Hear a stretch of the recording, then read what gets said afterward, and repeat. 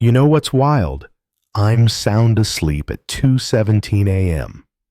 when the sound of boots crunching gravel yanks me awake, my heart pounding like it's trying to bust out of my chest. Peering through the blinds in our quiet Willow Creek, Indiana cul-de-sac, I spot three goons in tactical gear creeping toward our house like they're auditioning for a bad action flick. I'm Jake, living with my grandma Evelyn, a 72-year-old retired Army medic who's got more medals than I've got socks. We moved here 2 years ago for some peace hair with her tea, me tinkering with old cars. But that night, as those shadows slink closer, I'm thinking peace is just a fairy tale. Grandma always said trouble doesn't send a polite RSVP, and man, she wasn't kidding. Someone's out there, I whisper, my voice shaky. Grandma's already up, gray hair tied back, eyes sharp like she's back in her prime. No HOA clown rolls up at this hour in Kevlar, she mutters, calm but deadly serious. We'd been getting these annoying HOA notices, gripes about her Veterans Pride flagpole, the Jeep out front, dumb stuff. We brushed it off at first. HOAs love their little power trips, right? But then came threats, demands to ditch our security cameras, cryptic notes warning us to comply or else. Grandma didn't blink, just set up hidden cams that uploaded to a cloud server. She'd learned a few tricks in war zones, you know what I mean. Now with these guys fanning out across our lawn, my stomach's doing flips.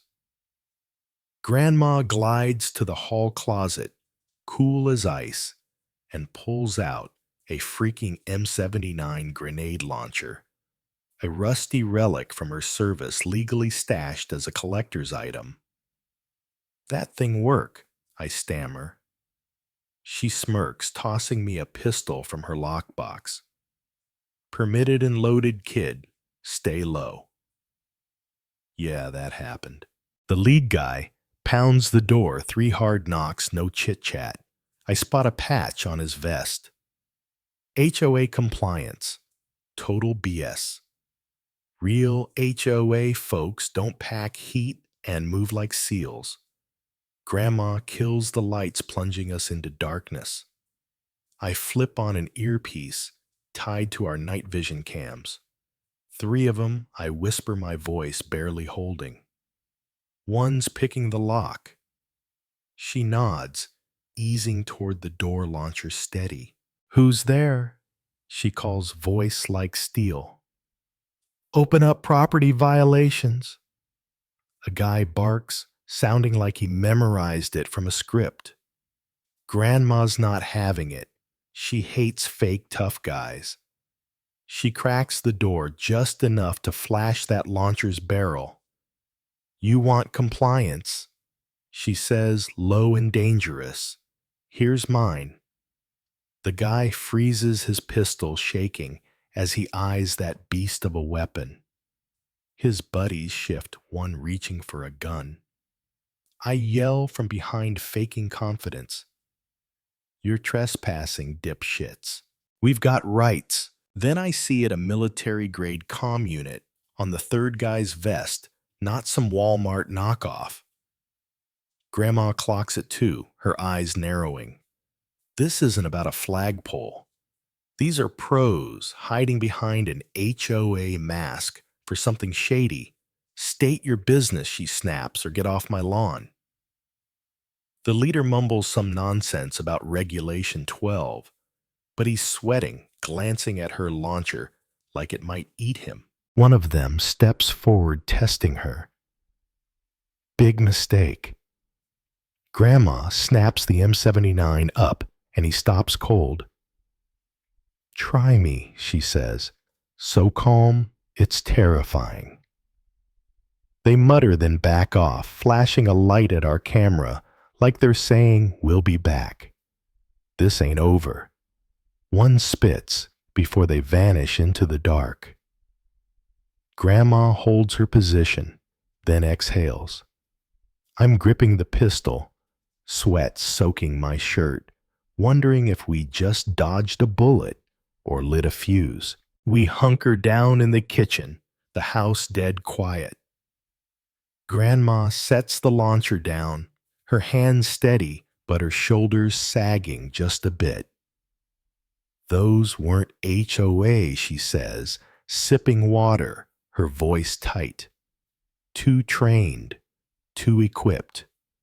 She pulls a folder, months of notes, screenshots, letters with sketchy HOA logos. She'd been sniffing out a scam, tying a code from one letter to a shadowy group she'd crossed in her army days, back when she was dismantling artillery in places you don't talk about at Thanksgiving. Come dawn, our neighbor, Mrs. Clara, shows up, shaking, holding a letter with that same fake HOA stamp.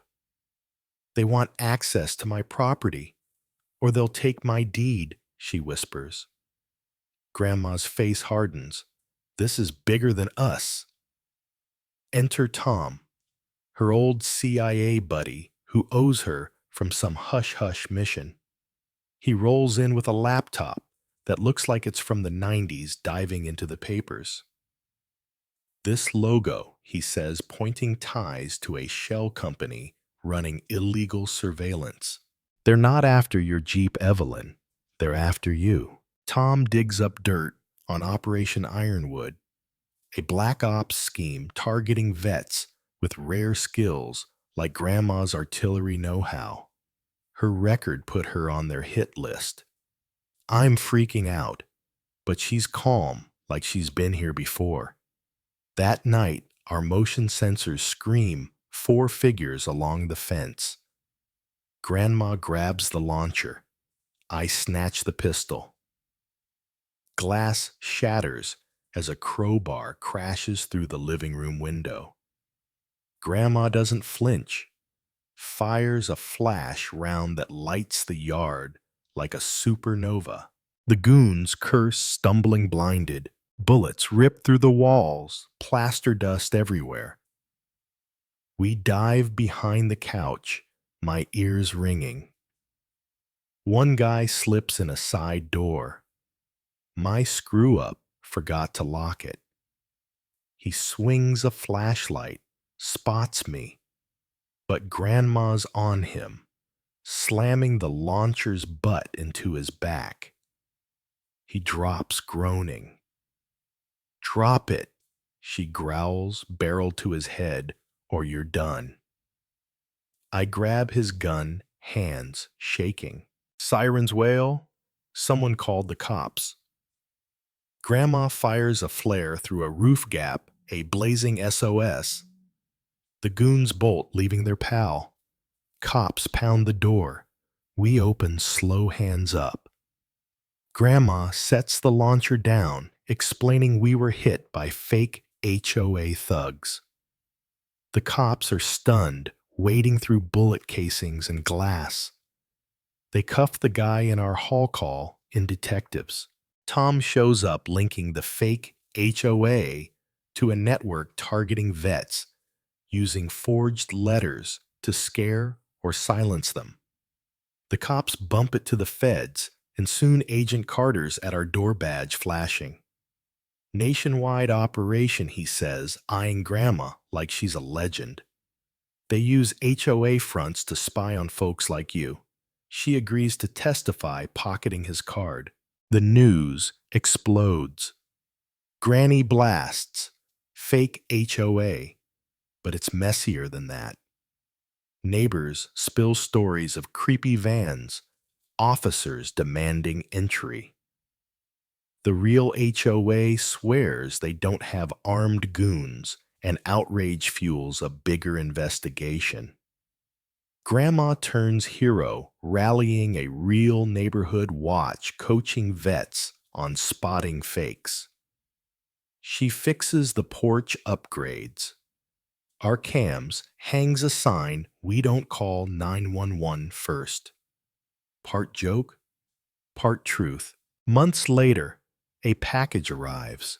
No sender, just a dog tag with her service number and a note we're watching. I freeze. Grandma tucks it away, eyes like flint. Let him come, she says. She sips tea on the porch, scanning the horizon, her launcher oiled in its trunk. Our street's tighter now, vigilant thanks to her. But I can't shake the chill someone's out there biding their time. Picture this grandma on the porch at dusk, tea in hand, that sign glinting in the fading light. A quiet warning to anyone dumb enough to try her again. She's not just a vet, she's a damn fortress. But what if they come back bigger, meaner? Could we hold the line, or is running smarter? Tell me in the comments, what would you do if fake cops hit your door at midnight? Share your take, because this stuff's real and I want to know where you stand.